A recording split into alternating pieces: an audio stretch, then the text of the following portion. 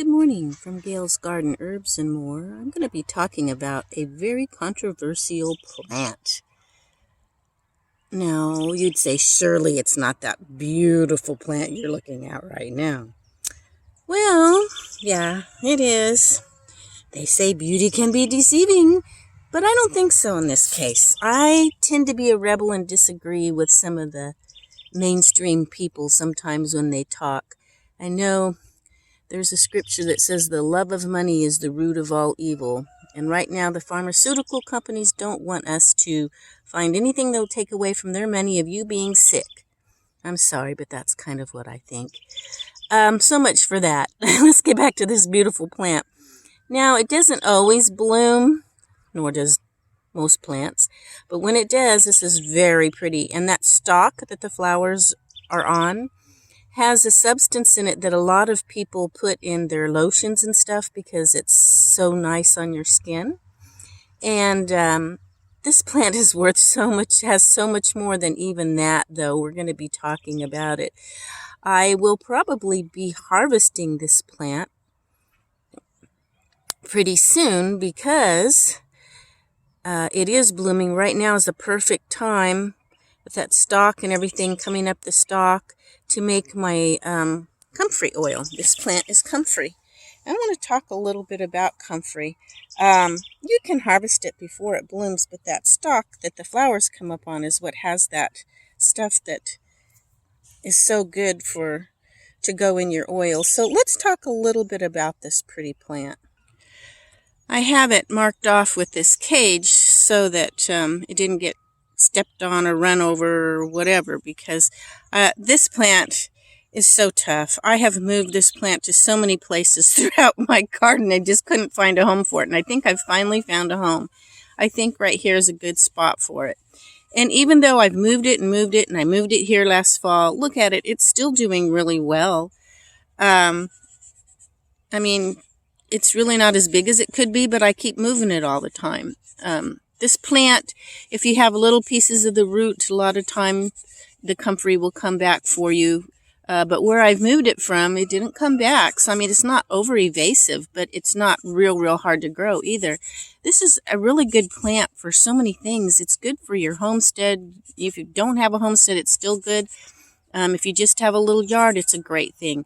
Let me tell you some of the uses. But while I'm out in my garden, I wanted to take you over and introduce you to that plant back there, that comfrey plant, to one of its babies that I have also moved.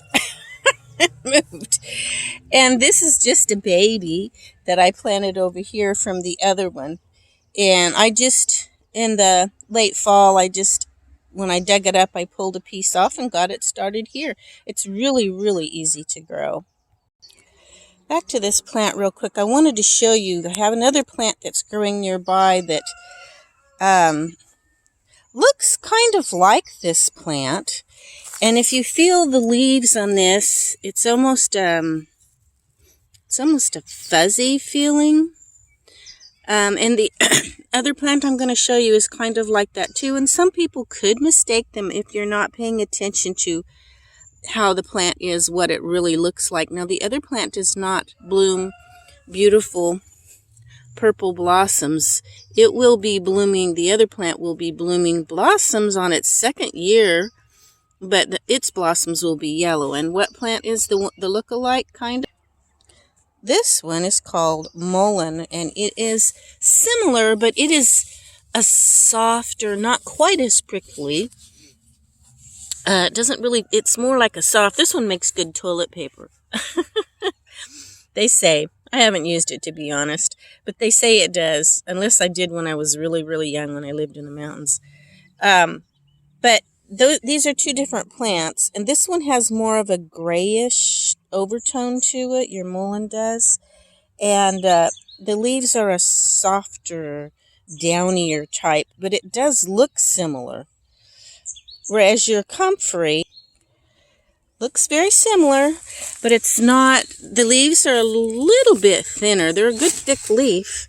Kitty cat, what are you doing? You're knocking things over, sweetie. But it's not as thick, and it doesn't have that soft, cushiony feel. It has more of a a prickly, especially on the back. Can you see the little pricklies on the back? So that's a look-alike. A lot of times look-alikes are poisonous or not good for you or whatever, but not in this case. Mullen's really good too. But this is Comfrey, so let's talk a little more. Okay, let's talk a little bit about this Comfrey. First of all, I'm going to say talk a little bit about its habitat and growing conditions now. My poor plant out there is I used to have it in the end garden, and in the summer, whenever they irrigate, it goes into my garden too, because I'm right by the irrigation thing. And it survived that. But it's also been in places in my ground that's really dry and survived that. Not looked the best, but it survived. But usually it likes moist meadows and ditches and moist places in the United States and Europe. And there's a couple different types of plant here. Now, if you notice up at the top, I've got Symphytum uplandica, and there's Symphytum officinale. Okay, the uplandica is the kind that is cultivated. Now, like most roots, you're going to find some poisons called different things, but one is called pyrrolizidine alkaloids. On your Comfrey, the officinale, the original one, which is the wild Comfrey, it's a small plant that grows up and has yellow flowers. And it's the one that has that in it. But if you get the Symphytum uplandica, it has the purple flowers like I was showing you out there, and it's not supposed to have that. That is what's caused a lot of the controversy. People saying don't ingest Comfrey because it's poison. It can hurt your liver. From what I understand, that's what's causing the problem. I just don't eat it, although I do make a tincture of it to put in my mouthwash. If you swallow a little, it's not going to hurt you. I have. And I heard of a lot of herbalists and different people that actually eat this stuff because of its benefits. It's a really, really good plant. But we're going to go with the idea that we're not going to ingest it just to be safe. If you study about cool and moist and hot and dry and your conditions, what you have as a person, and that's a whole different study. But if you do know a little bit about the idea of cool and moist, hot and dry, and that's how you determine what type of herbs you can give a person as to what their constitution is. I'm not going to get into that because most people in general don't know about all that, other than to say Comfrey is a cool, moist plant. So, and it's kind of interesting, that's the kind of conditions that it also likes to grow in, and that's what it is known as is a cool, moist plant. Okay, and then we talked about it being, is it poison or not? I'll leave that up to you to research. Now, when we were outside, I talked about the stalk and that it has something in it that's called allantoin, and it stimulates the growth of new cells. Comfrey has a nickname called knit bone because you can make a poultice and put on where a broken bone is, and it will help it to heal faster. It also helps to heal wounds and stuff faster, but you just need to be careful about that. If you have a deep puncture wound or something, it can heal it so fast that it heals some of the pus and stuff inside. You don't want to use it on a deep wound. Your lighter wounds, it will help them to heal up right away. Good for bruises, all kinds of stuff like that. Great for it. Just don't put it on a very deep laceration wounds of some sort, because it may cause it to heal so fast that it's not good. You want a deep wound to heal, not heal over the outside and leave the inside. You want it to slowly heal from the inside out. That's all I'm going to get into that particular thing. So if you noticed, I have some uses written down at the bottom. Infused oils. You can infuse it in an oil. I do. I make comfrey oil and I make salves with it. You can make it into a tincture. I do, and I use that in my mouthwash. You can make it into a poultice pulp, like I was telling you, if you get a broken bone or bruises or something, and make a poultice with it. And it is a wonderful, wonderful fertilizer. I take the leaves. I have a big white bucket I'll show you. And good thing we don't have smell-o-vision on that because it kind of smells a little bit, not real bad, but when you stir it, it does. Because I usually put chicken manure in there, but I also cut up some of my comfrey leaves and put in it, and that adds even more nutrition stuff. And I make a tea for my plants, not for me. It'd probably kill us if we drank it. The drinking manure is not a good idea, but for the plants, they love it. So, let me see. I had another idea that crossed my mind a minute ago when I was talking that I use. There's so many uses. Okay. Hi folks. I don't know how I got that switched around. I am terrible at technology, sorry. But it is a good chicken feed.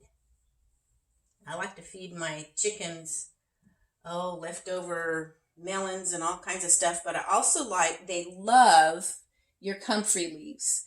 So it's good to take some of the old leaves, crunch them up, throw them out for your chickens, or just if you got a lot of it growing, harvest some of it and cut it up and feed it to your chickens. It's really, really great chicken feed. I bet you can come up with some more ideas that you can use this plant for. It's very versatile. It is a wonderful plant. And I hope that you all have a wonderful, terrific day. Give me a thumbs up, by the way.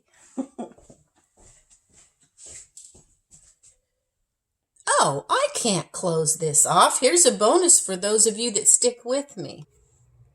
A stinky bonus. This is my bucket with my chicken manure. And what I do is put the manure in there with some water and let it set for a few days. This has been in here probably weeks. But then I just stir it up. I used some of it the other day. But I also need to add some more water to it. I also take my comfrey leaves when it's growing good and chop them up and put in there and let them set too. Phew, it didn't stink till I stirred it up. But let me not end on a stinky thing. I'll just end on some flowers right there for you. Y'all have a great day. Bye-bye now.